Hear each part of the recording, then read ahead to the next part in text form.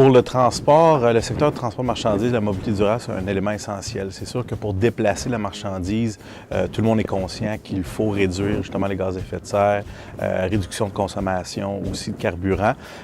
Donc, pour l'industrie, qu'est-ce qui est intéressant, c'est que souvent, une réduction de gaz à effet de serre, réduction de carburant va amener une réduction au niveau des coûts.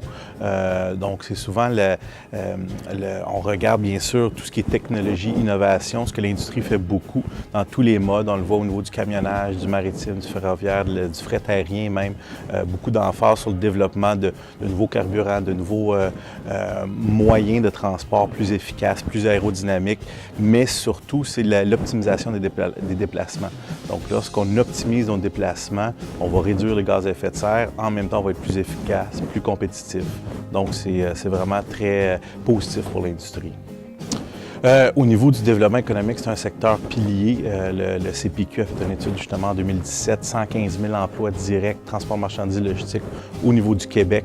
Nous, au niveau de Cargo-M, en 2014, on a fait une étude avec KPMG. On a dénombré 50 000 emplois directs dans le Grand Montréal. Et quand on touche les emplois indirects, donc dans les centres de distribution, au niveau du manufacturier, c'est un autre 70 000 emplois qui étaient ajoutés. Donc, on était à 115 000, 120 000 emplois dans le Grand Montréal. 6 000 entreprises, des 4,3 milliards de retombées qu'on avait dénombrées en 2014. Donc, c'est vraiment un secteur hyper important pour le développement économique pour le Québec et spécifiquement pour le Grand Montréal.